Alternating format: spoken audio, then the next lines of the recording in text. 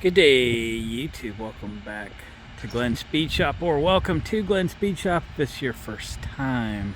This is my shop. This is a dairy barn built 1947. Isn't it a beautiful building? I've taken real good care of it, resided these sides of the building. Yeah, I've kind of spoiled myself now that I'm retired and I have a big, beautiful place on just over a third of an acre right in town to work on what it is I want to work on. And oh yeah, if you park your car in our neighborhood for too long, we will tow it. Dang right, don't leave it here. We don't want it. Have you ever had a collection of things and you got, I'm not really sure how many I have. I might have to stop and recount them. That is my situation with Honda generators. There's one. That one's waiting patiently. Probably had it a couple years. Needs to get gone through and make work again. It doesn't work. This one I've done some videos on. This one does work, but it won't start with the electric starter. The starter will crank it, but it won't start it. You pull start it, it'll start right up. Dangest thing I ever seen. We will get to the bottom of that soon. Okay, so that's 2 Honda generators. How many more we got? This is my Boyertown step van. It's a 1967 model. It is all set up for mobile DJ business because that's what I do. And we'll turn the lights on. Yeah, dim them, dim them, dim them. All right, this has a Honda generator built in. It's all in a box, but anyway, that's how you start it remotely. It's 4,000 watt RV type generator. And here's some EUs. These are, of course, the inverters. So inverter generators, that's a EU 1000 times 1 times 2 times 3, EU 2000, EU 3000 I handy. Okay, that's the lighter weight version. We just saw the EU 3000 IS, the one I pointed out a minute ago, and then that is the handy version. Really nice shape too. I keep all my stuff covered, well serviced. They are babied. So we had 1, 2 out there. We have 3 built into that box right there. 3, 4, 5, 6, 7, 8. Ooh, there's 2. 9. That's the big one, right? The EU 7000. And that's the littlest inverter generator. The EX 350. 8, 9, 10. All right, this is the mystery machine. This is my other mobile DJ vehicle. This is the one we use all the time. And there's a couple in here too. My other EU 1000, that's a total of 4 of those. And then another EU 2000, that's a total of 2 of those. So that is 11, 12. Okay, now I know. We have a dozen Honda generators. And I use them, not, well, this one's for back up the house. The 3000 IS backs up my shop here. This one is just for fun. She's a sweetie. But I guess I have a collection of generators. But what is this? Ooh, wrong color. Dang, it is not a Honda. And gosh, it looks pretty nice. Not perfect. It looks nice. A Firman W2000i. What are we doing with this? Well, it doesn't run, so I bought it. And I sometimes wish I wouldn't say what I pay for things, but again, I don't know, because when I go to sell them, say, hey, you only paid whatever. I go, I don't care what I paid for it. It is worth what it's worth. I bought this for $75 last night, and I'll tell you a secret, it's not the only one I bought last night. Made a little run, got a couple of them, but these things are kind of cool. I am changing my perception of some of these other inverter generators. I say other than Honda inverter generators. And maybe I want to know what makes them tick. So I thought I'd pick a few of them up that don't run and see what makes them tick. Let me put you in a stand and let's assess what this thing is. So sometimes when you find these things advertised, well, all the time, you don't have the time and the wherewithal to try to diagnose it before you make the deal and you purchase it. You got to go with your gut on the thing. If there's not parts missing, broken, hasn't been bounced out of the back of a pickup truck or something, it's probably something you can fix. Now, if these things are run but they don't put out power, that's a different deal, because usually it's the inverter, and that thing costs more than this would be worth if it ran. But this doesn't run. What else do we see? The pull cord handle has been chipped. Means this thing's been pulled a few times. But the only thing I could tell you from when I looked at it briefly, very briefly, before I bought it, was you don't feel any compression. Like nothing. So obviously I bought it because here it is, and you don't feel any compression. What do you think that is? Well, it might be just tight valves. This thing doesn't look that used. I mean, somebody could do the damage that has been done with this thing. This little cover's missing and stuff. They could have done that in the first month they owned it, and then there it sat. So I haven't smelled the gas. I haven't looked at the oil. I haven't done anything to assess what's going on here. So let's do that. Let's pop the cap. See if this smells like gasoline or turpentine or paint. Not bad. Okay, it smells like gas. There ain't hardly anything in it. It's been dumped out or ran out or something. Okay. There's that. Now, I don't know the first thing about this. If you came here for a how-to video, well, let's have to see about if there's any how-to to come out of here or not, because this is the first one I ever seen. There we go. But we got to find where to at least check the oil. Oh, the spark plug cap thingy's missing. That's a bummer. I didn't notice it. But it happens, okay? It happens. Let's buzz this cover off and see if everything we need is behind door number 1.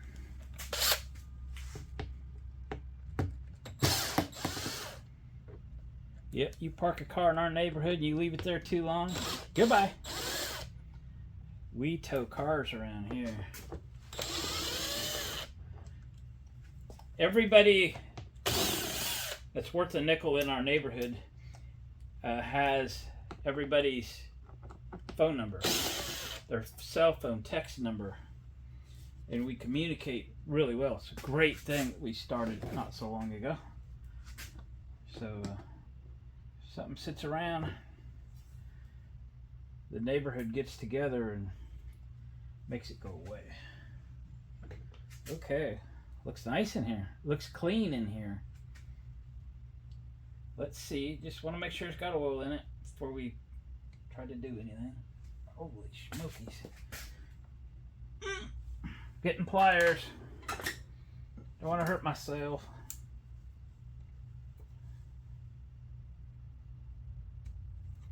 Ta-da.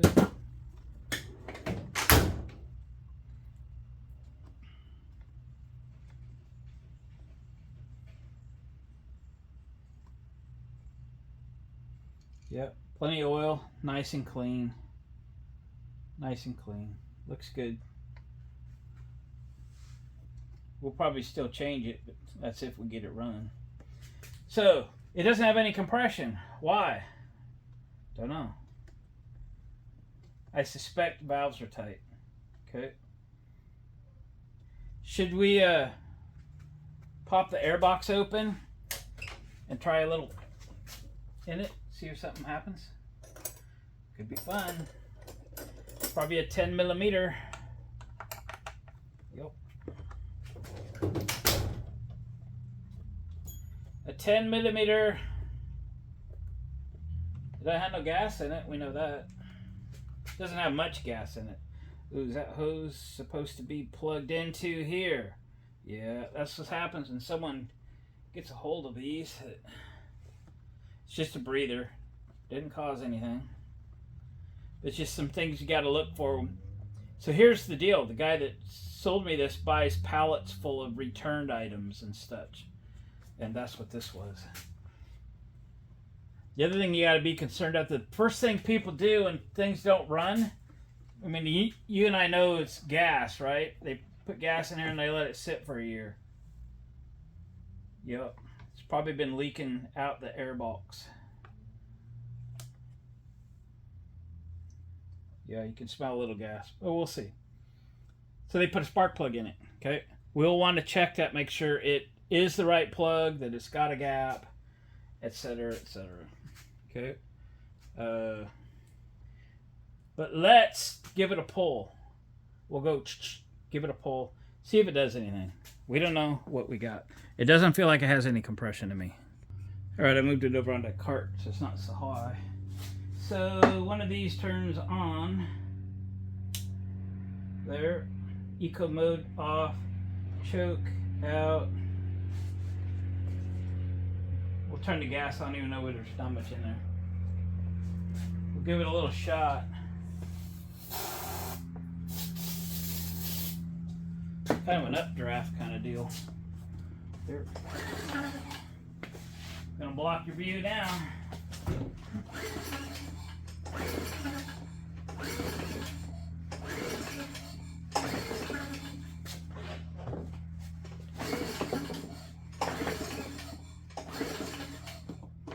All right, nothing.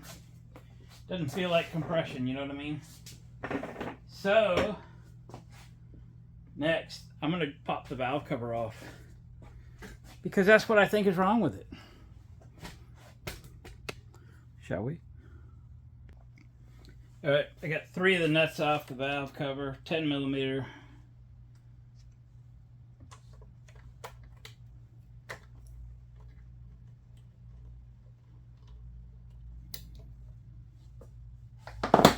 Easy peasy. Let's get this clamp off.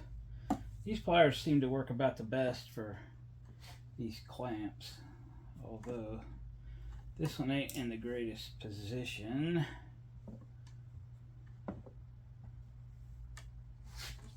Almost got it turned though. There we go. Now we can take this back out. Somebody probably had it out.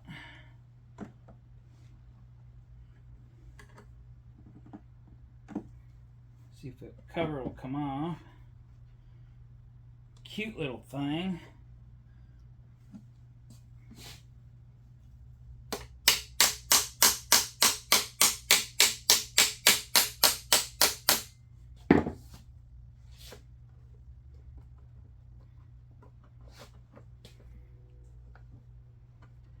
Probably a gasket or an O-ring under here. Try to be careful.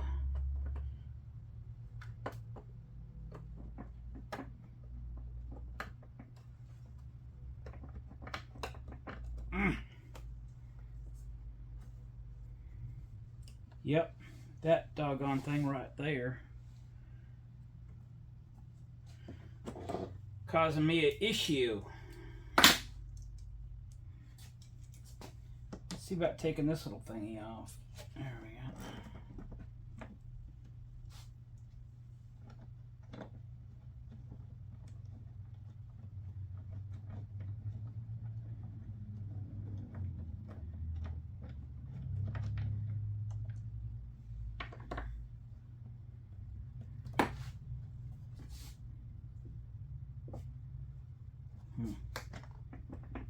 I didn't know. That didn't do much. We move the clamp back because now I think it's the clamp stopping that hose from exiting. Come on.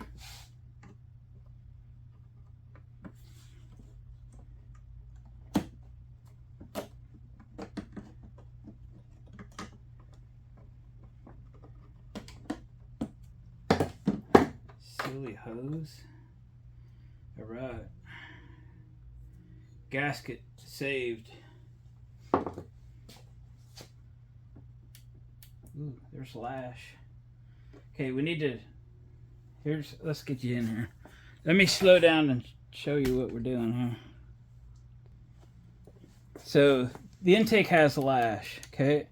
Now we need to turn the engine around, turn it over until the intake valve is open so we can see if there's lash on the exhaust. It's almost always going to be the exhaust. If one valve is too tight, it's going to be the exhaust valve. It gets the hottest, does most of the work. So I'm going to pull on the rope and turn this engine over until the intake valve gets open. I might have done that too quickly. So there's the exhaust valve doing its thing, and then the intake valve is loaded. Okay, there is a tiny bit of lash, so that's not a good thing for as far as diagnosis here,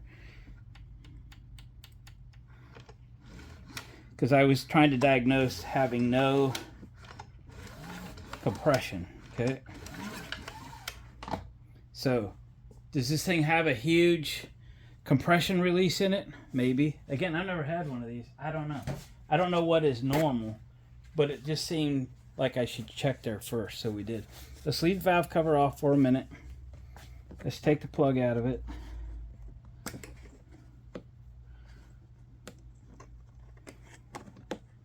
My bet is it's new, because it's the first thing people do when their stuff don't start is put a spark plug in it. Although it does not look new. Okay, wrong again, Glenn. Wrong again. All right, let me get a spark plug socket.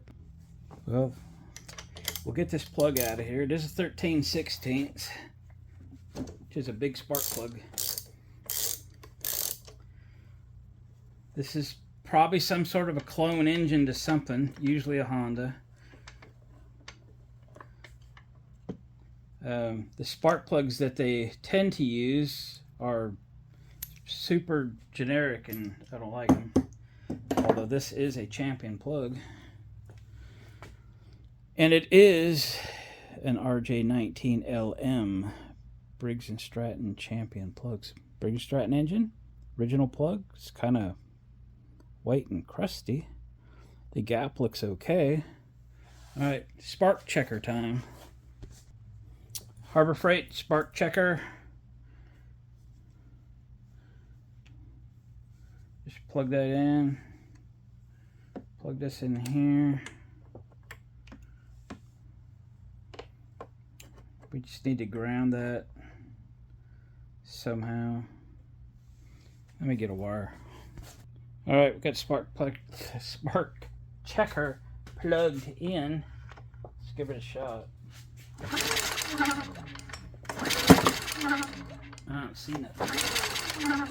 No sparkage. Interesting. Switch.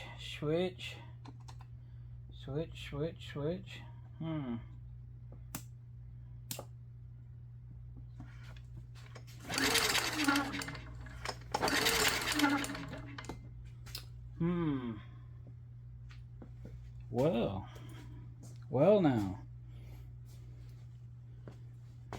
This is going to require some diagnoses. So, alright. I'm going to fiddle with this for a while. I'll bring you back when we got something that we're checking on. Well guys, this little Firman generator, I believe, has a bad coil. I didn't really test anything or such. I just ordered a coil this morning. So let me end this video here. There'll be a part 2 coming back when the parts come in and I got time to get back on this. And hopefully we make this thing run. But it's going to have to come way apart to put a coil in it. And I just don't have the time at the minute to do that. Still got some end of summer things that we got to get done. So we're going to do that. So apologize for ending it in the middle. We're going to call this a diagnosis video and not a get it running video. But that's coming. That's coming. And we'll do that then. So I appreciate you watching the video. Thumbs up please on the way out. We're going to catch you guys on the next video. And don't forget to comment below, especially if you have any ideas regarding this generator, or maybe you own one. And I'll catch you in the comments tomorrow morning. Catch you next time.